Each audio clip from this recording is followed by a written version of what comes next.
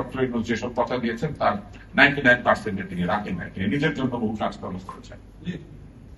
Bangladesh bank যদি ঘুষ গ্রহণ করে আমাদের আমানতকে বিপদের মধ্যে ফেলে থাকে, তাহলে বাংলাদেশ ব্যাংকের দায়িত্ব হচ্ছে না পরিশোধ করা, কারণ তারা সেখানে ঘুষ গ্রহণকারী কর্মকর্তাদেরকে পাঠিয়েছিলেন। সাংবাদিক ছাড়া এই আপনারা যে আমাদের বক্তৃতা নিয়ে রিল বাংলা দিয়ে দেন না বিভিন্ন জায়গায়, আমি সিরিয়াসলি এটাকে খুব অপছন্দ করি। আমি কথা বলি তো আপনার পয়সা কামিয়ে দেওয়ার জন্য, আমি কথা বলি আমার নিজের প্রয়োজন। আমার টাকা পাওয়া আমার অধিকার, চিকিৎসা অধিকার, খাওয়া অধিকার, আমি এতিম, আমার এটা নাই, আমার ওইটা নাই, এটা বিষয় না। আমার টাকা, আমার কষ্টার্জিত টাকা, আমি এটা কর দিয়েছি এবং আমার পরে বাংলাদেশ ব্যাংক চলে। বাংলাদেশ ব্যাংক চোর ফেলেছে, চোরেরা কি ওটা পাহারা দেয় নাই, না পাহারা দেওয়ার ফলে আরো চোরেরা আবার বেশি টাকা চুরি করে নিয়েছে, সেই চুরির দায় আমি কেন নিব? বাংলাদেশ ব্যাংকে কয়টা কর্মকর্তা চাকরি গিয়েছে, কয়জন জেলখানে আছেন, অথচ এই টাকা লাভ না পাওয়ার কারণে বহু মানুষ চিকিৎসা দিতে না পেরে মারা গিয়েছেন, বাবা মার যত্ন নিতে পারেন নাই, বহু গুরুত্বপূর্ণ কাজ করতে পারেন নাই, সংসারের দায়িত্ব পালন করতে পারেন নাই। এগুলোর ক্ষতিপূরণ কি? এই টাকাটা সবার সামনে রাখা আছে, এই টাকাটা লুকিয়ে কোনোখানে নিয়ে কেউ লুকিয়ে রাখে নাই, বস্তার মধ্যে রাখে নাই, সোফার মধ্যে রাখে নাই, খাটের তলে রাখে নাই। আমরা দেখি নাই খাটের তলে টাকা পেতে। আমরা বন বিভাগের কর্মকর্তা বিছানার তল থেকে টাকা, গ্রামের থেকে টাকা উদ্ধার করতে দেখি নাই। আমরা তো গ্রামে টাকা রাখি নাই, আমরা তো ব্যাংকের নিচে টাকা রাখি নাই, আমরা তো খাটের নিচে টাকা রাখি নাই, আমরা একটা সরকার অনুমোদিত প্রতিষ্ঠানে টাকা রেখেছি। মানে আমরা আমাদের টাকা ফেরত পাবো, এটার জন্য আমাদেরকে বেদরবার করতে হচ্ছে। এর চাইতে অসভ্য আর কি হতে পারে? একটা আর্থিক ব্যবস্থা কত বড় অসভ্য আচরণ যে আমাদের সঙ্গে এই আচরণটা করা হচ্ছে, যে আমরা আমাদের টাকা চাওয়ার জন্য তাদের কাছে গিয়ে ভিক্ষা করতে হচ্ছে। এখানে একটা প্রতিষ্ঠান আছে আবিবা ফিন্যান্স, এটার নাম ছিল রিলায়েন্স, এটার নাম পরিবর্তন করার অনুমতি দিয়েছিলেন যে কর্মকর্তা, সেই কর্মকর্তায় ঘুষ খান বলে ইন্টারন্যাশনাল লিজিং এর কর্মকর্তারা বলেছিলেন। এবং এই নাম পরিবর্তন কেন করা হতো? কারণ আগের নামটা বদনাম হয়ে গেছে, এই জন্য একটা নতুন নাম দিয়ে একই প্রতিষ্ঠান আরো টাকা পয়সা করতো। এবং মানুষের কাছে কি বলতো জানেন? কেউ বলতো এখানে ওনার নাতনির নাম, উনি ভালোবেসে নাতনির নামে নাম দিয়েছেন। উনি নাকি সিঙ্গাপুরে কোনখান দিয়ে হেঁটে যাচ্ছিলেন, সিঙ্গাপুরে উনি গিয়েছিলেন ওনার চুরির টাকা দিয়ে বাড়ি ঘর কিনতে। উনি একটা চোর। এখন এই ধরনের বহু স্ক্যাম করা হয়েছে, এটাকে বলে ফিনান্সিয়াল কেলেঙ্কারি। এবং সেই কেলেঙ্কারি করার জন্য রাষ্ট্র তাদেরকে সহযোগিতা, রাষ্ট্রের সহযোগিতার একটা নমুনা এনবিএফআই তে সরকারি টাকা রাখার নিয়মের ক্ষেত্রে রেস্ট্রিকশন ছিল। রাষ্ট্র সেই রেস্ট্রিকশন তুলে নিয়ে সরকারি টাকা এনবিএফআই তে রেখেছে। সরকার যদি সরকারি টাকা এনবিএফআই তে রাখে, তাহলে আমাদের মতো সাধারণ আমানতকারীরা বিশ্বাস করবে যে সরকারি টাকা ওইখানে আছে, আমার টাকা আমি রাখতে পারি। অথচ সরকারের টাকা ওখানে রাখা হয়েছিল যাতে তারা সরকারের টাকা লুট করতে পারে। সরকারের টাকা কার টাকা? আমার আপনার মতোই গরিবদের দেওয়া করের টাকা, অথবা তাদের জন্য বিদেশ থেকে সংগ্রহ করা টাকা। হয় সেটা খয়রাতের টাকা, না হলে সেটা করের টাকা। সরকার তো লুটপাট করে। তাহলে এই লুটপাটের সুযোগ ওই সময় এটা করে দেওয়া হয়েছে। শুধু এইভাবে করা হয়নি, প্রাইভেট ব্যাংকে সরকারি প্রতিষ্ঠানে টাকা রাখার ক্ষেত্রে রেস্ট্রিকশন ছিল। সেই রেস্ট্রিকশন তুলে নিয়ে এই যে আজকে আপনারা যে তেল গ্যাস কেনার টাকা, এটাও সেই সব ব্যাংকগুলিতে রাখা হয়েছিল, শুধু এনবিএফআই না, ব্যাংকগুলিতে রাখা হয়েছিল। এবং সেই টাকাও লুট হয়ে গেছে। নাই কি করেছেন তারা? কতগুলি ভুয়া প্রতিষ্ঠান, অকার্যকর প্রতিষ্ঠান, 7 দিন, 9 দিন, 1 মাস, 2 মাস, 9 মাসের প্রতিষ্ঠানের নামে শত শত কোটি টাকা ঋণ বরাদ্দ করেছে, যে ঋণগুলি কোনোদিন আর ফেরত আসবে না। তাদের ভুয়া দারোয়ান, ড্রাইভার, এদের নামে ঋণ বরাদ্দ করেছে, তাদের প্রতিষ্ঠানের কর্মচারীর নামে ঋণ বরাদ্দ করেছে। এবং শত শত কোটি টাকা ঋণ, এগুলোকে কেউ অনুমোদন করেছে। সেই অনুমোদনকারী কারা? আমরা। তাদেরও গায়ে বাতাস লাগিয়ে তারা ঘুরে বেড়াচ্ছে, তাদেরও কোনো শাস্তি নেই।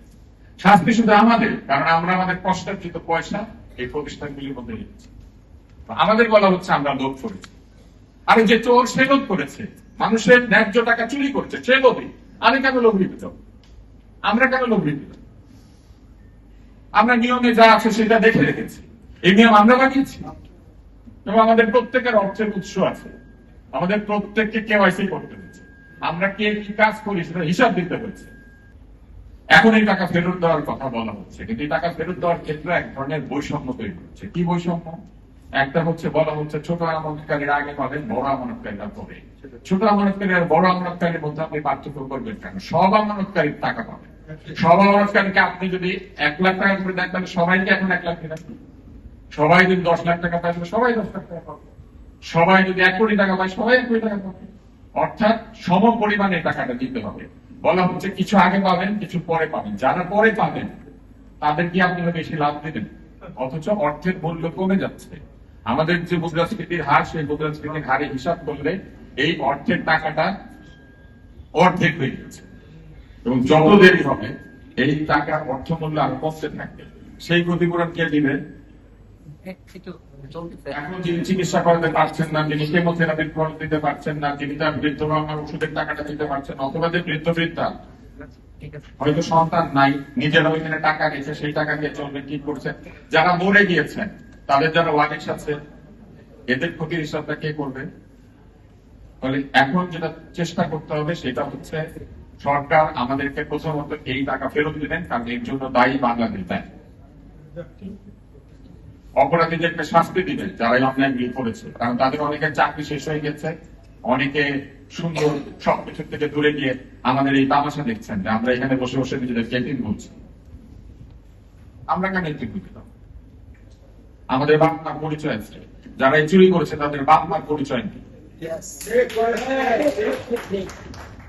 তাদের বাপ মা বেঁচে থাকলে লজ্জায় ছেলে মেয়ের নাম বলতে পারত না। বিশিষ্ট তস্কর, বিশিষ্ট চোর, ব্যাংক লুটেরার বাপ। আমার বাচ্চাদেরকে আমাদের নাম বলতে কষ্ট পাইতে হয় না, আমার বাপ মাকে আমাদের নাম বলতে লজ্জা পাইতে হয় না। আমাদের দ্বিতীয় দাবি হওয়া উচিত সকল অর্থ একসঙ্গে পরিশোধ করা। যদি সরকার বা ব্যাংক সেই কোনো কারণে অপারগ হয় তাহলে এটা রোড ম্যাপ দিয়ে দাও, কবের মধ্যে আমরা এটা পাবো, এবং এই অর্থ বছরের মধ্যে এই টাকাটা আমাদের পাওয়া উচিত। কারণ এটা অন্তর্বর্তী সরকারের ওয়াদা ছিল। অন্তর্বর্তী সরকারের রেখে দেওয়া অধ্যাদেশ পাশ হইতে পারলে, অন্তর্বর্তী সরকারের রেখে দেওয়া বহু কাজ হালাল হতে পারলে আমাদের এই টাকাটা আমাদের প্রাপ্য, এই টাকা না আমাদেরকে দিতে হবে।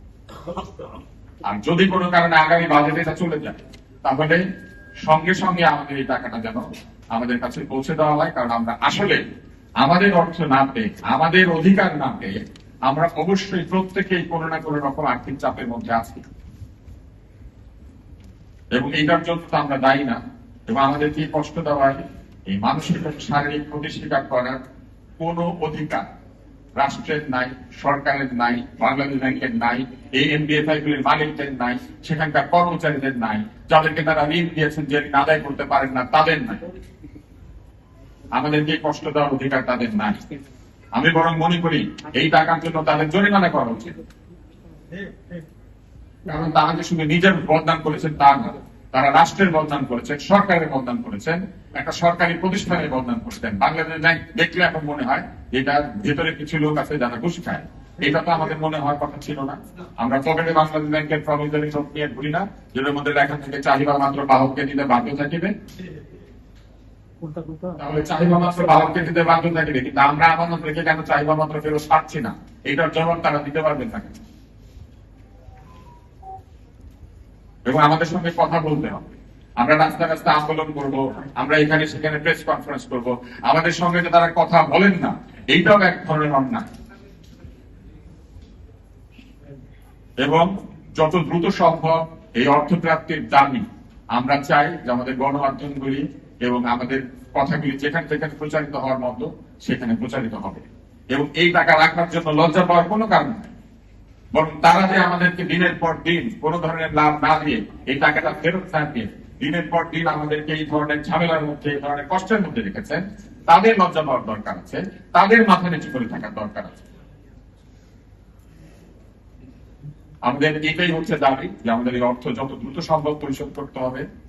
ব্যক্তি আমানতদার শুধু নয়, এখানে অনেক চ্যারিটেবল প্রতিষ্ঠানের টাকা আছে, ফাউন্ডেশনের টাকা আছে, ট্রাস্টের টাকা আছে, অনেকেই রেখেছেন, অনেকে তাদের পারিবারিক সঞ্চয় রেখেছেন, ভাই বোনেরা মিলে সবার টাকা একসাথে রেখেছেন, অনেক প্রবাসীর টাকা। ফলে কেস টু কেস দেখার কোনো সুযোগ নেই। সরকার যদি মনে করে যে সরকারি টাকার কোনো হিসাব নাই, তাহলে যে ব্যাংকের টাকা, সরকারের টাকা যেগুলো রেখেছে সেটা নিয়ে তারা হিসাব করতে পারে। ব্যক্তি এবং ব্যক্তি প্রতিষ্ঠানের টাকা নিয়ে ছিনিমিনি খেলার কোনো অধিকার কারো নাই। তাহলে আমরা জোর দাবি জানাই আমাদের এই টাকা ফেরত দিতে হবে, এবং এই টাকার যে ক্ষতি হয়েছে সেই ক্ষতির বিষয়ে তাদেরকে আলোচনা করতে হবে এবং সিদ্ধান্ত নিতে হবে। আমরা কি কারণে ক্ষতির স্বীকার করবো? আমরা কি এই টাকা যখন আমাদের আটকে রাখা হয়েছে, লাভ দেওয়া হয় নাই, তখনও কি আমরা আমাদের আয় থেকে কর পরিশোধ করি নাই? কেন করেছি? আমরা কি সুনাগর হিসেবে রাষ্ট্রে বসবাস করি নাই? আমরা কি ঋণ নিলে সেই ঋণ শোধ করি নাই? তাহলে আমরা সুনাগরিক হলে সেটা আমাদের অন্যায়, সেইটার জন্য আমাদের ক্ষতি স্বীকার দিতে হবে। আর যারা লুটপাট করবে তারা তো বাংলাদেশেই নাই, তারা বিদেশে আছে, তারা আরামসে ঘুরে বেড়াচ্ছে, নাগরিকত্ব বদলানোর জন্য আবেদন করছে। আমাদেরকে এখন আমেরিকা যাইতে গেলে ভিসার বন্ড নিতে হয়, সেই বন্ডের টাকা ধার করার জন্য ঘোরাঘুরি করতে হচ্ছে। আর ওনারা ওই দেশেই বসে আছে চুরি করে। এইটুকু ছিল আমার কথা। আমি লম্বা বক্তৃতা এই জন্য দিয়েছি যে আপনাদের পুরো বিষয়টা পরিষ্কার ভাবে জানবেন। কেউ যদি আপনাদেরকে আক্রমণ করে এরকম কথা বলে, বেশি লোকে রাখছিলেন, বেশি টাকার জন্য রাখছিলেন, কেন রাখছিলেন জানেন না নাকি, তখন জিজ্ঞেস করে বলবেন যে সোনালী ব্যাংক জানতো না, বাংলাদেশের তেল গ্যাস উত্তোলনকারী প্রতিষ্ঠান জানতো না, সরকারি প্রতিষ্ঠানগুলো জানতো না, বাংলাদেশ ব্যাংক জানতো না। বলে আমরা এখানে টাকা রেখে কোনো অন্যায় করি নাই, আমাদের টাকা যারা লুট করেছে তারা অন্যায় করেছে। এই ছিল আমার কথা। আপনাদের সবাই অনেক ধন্যবাদ।